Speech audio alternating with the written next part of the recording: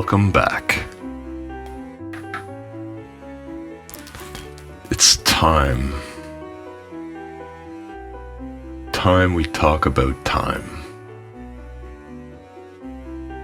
This is going to be a little bit of a fork in the road here, but I really think it's important that we talk about time values versus time a little earlier on here, because otherwise this would be discussed in a much further chapter about time. And seeing as most people, we're not just learning theory in a vacuum here, we're learning an instrument, taking it up for the first time, or learning other things about music. So I think it's a good idea to address this right now so that we can kind of merge the two together and have a better understanding from the get-go. So we've been talking about time values here, and time values belong to the notes themselves. They tell us how long each note lasts. So like in the previous video, this symbol, a quarter note, its time value is 1 count, and a whole note, its time value is 4 counts. When we talk about time, on the other hand, it refers to the underlying grid. It's the framework of beats and bars behind the music. So check this out. If I play this for you.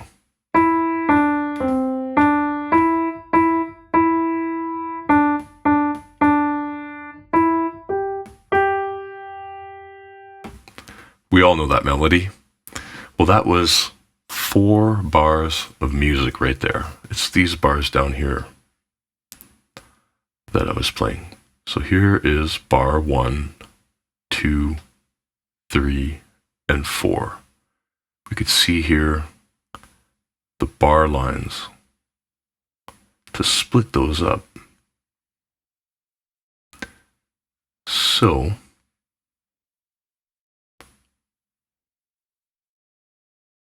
one bar of 4/4 time means 4 quarter note counts per bar. That's what that means, the symbol 4/4. And we see it over here also. It's always at the beginning of a piece of music. So this guy, the quarter note, is getting 1 count. And there are going to be 4 of them per bar. So here is our 1 bar of music, and we got beat number 1. And this dotted line is not a bar line. This is just so that we can visually see that split between beat 1, beat 2, 3, and 4. And each of these imaginary dotted lines that we're going to be seeing in our mind when we look at a bar of music is representing the time value for beat 1, 2, 3, and 4. So this is how it works. There's going to be an entire chapter that's going to be devoted to all this. Time is a much deeper subject we'll have to dive into. It's way too much for even just like one video. It's going to be multiple videos on just time. So let's go back to our time values and look at that sub-dividing chart that we were looking at before here. And as we look at it again with fresh eyes, we can see that the basic concepts of simple 4/4 time are used in naming the time values. Personally, I think that's also why 4/4 time is also called and referred to as common time. So here, our whole note, it takes the whole bar, and remember it gets 4 counts, and if we split that in 2, well, we get 2 half notes that each get 2 counts. Or another way of looking at it is that the half note takes half the bar. And now we're down to our beat 1, 2, 3, 4. The dotted, imaginary dotted line here that we keep in our mind when we look at a bar of music, that we want to see those 4 groupings of the beat within 1 bar.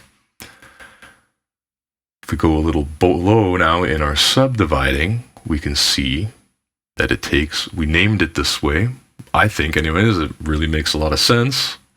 It takes 8 eighth notes to fill a bar of 4/4. It takes 16 16th notes to fill a bar of 4/4.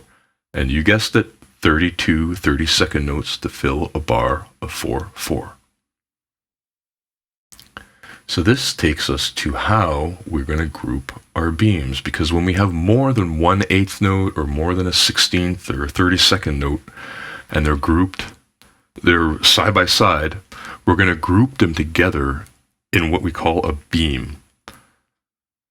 So the exception to this rule, though, is that we're going to group the beams into quarter note values so that we can see which quarter note of the bar they belong to. And the second rule here is never group beams over a bar line. And remember, when we're grouping and we want to have them all add up to one count, one quarter note, like we were saying right here. So these are a few examples. Each example is going to add up to the duration of one quarter note, so that we'll see our 4 in the bar like that. So, like I've mentioned before, these eighth notes, they each have one flag. So when I'm going to beam them together, they'll only get one beam like that, versus these 4 16th notes, again, add up to the quarter note. But because they have 2 flags each, well, now I'm going to put 2 beams across to represent that in my grouping here. And then these 2 examples are just mixing and matching. And again, I could go and mix and match anything into that's going to add up to this one quarter note duration or length here. So these 2 examples are just 2 16th notes plus an 8th note. It's going to add up to that one quarter note. And here's how we would draw that out.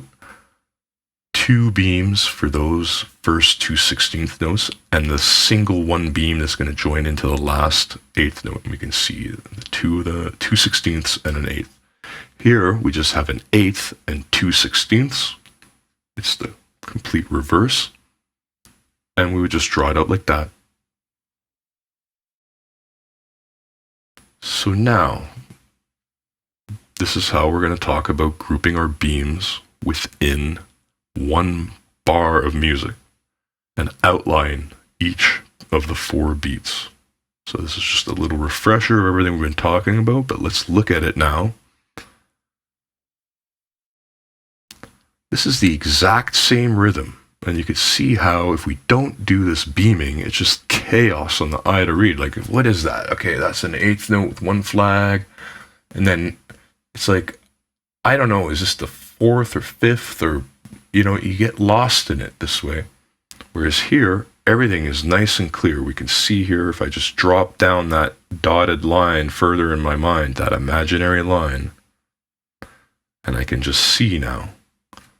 I got my 4 beats all clearly outlined. This is just chaos to read. You can't do it this way. Do not write out your rhythms this way. No. All right. Here's just another example. This will make sense to you more and more as you read more and more complex rhythms and the accenting behind them. It helps so much for us to be able to see beat 1, 2, 3, and 4 separately, like in this example, because these are both, again, the same exact rhythm. We can see here beat 1, 2, 3, and 4. When I draw out my imaginary line, I've beamed across that imaginary line. It makes it very difficult for me to read and understand the accenting that I'm supposed to do while interpreting that bar of music. Whereas over here, it's very clear for me to see. The more you read music, the more this is going to make sense. But trust me, just make sure that each beat is nice and visible. Draw that imaginary line in your mind. And just to illustrate, the last rule in all this is to never beam across the bar line. Just, if you think about it, it'll be very confusing, especially with a more complex rhythm and whatnot. It would just start to become really difficult to know where are we. in of itself, it just confuses the eye looking at that. But it also confuses your brain as you're trying to process. Again, like everything, we want it into these packets of information. They're just quick and easy to digest as we're reading it. So here is much more optimal way of writing it. Never, never beam over a bar line. So that takes us to the end of our video. Thank you for watching, and I'd like to invite you to come to our community on Skool. There's some downloadable PDFs and things that you can do to practice and apply this stuff on paper. Because if you're really, really serious about wanting to absorb and retain all this stuff, there's no quick way. I'm not going to lie to you. You have to write it out. It's never going to stick unless you actually do a few exercises and apply it. So come check out the community. There's a link in the description below. And I'll see you on the next one. Ciao.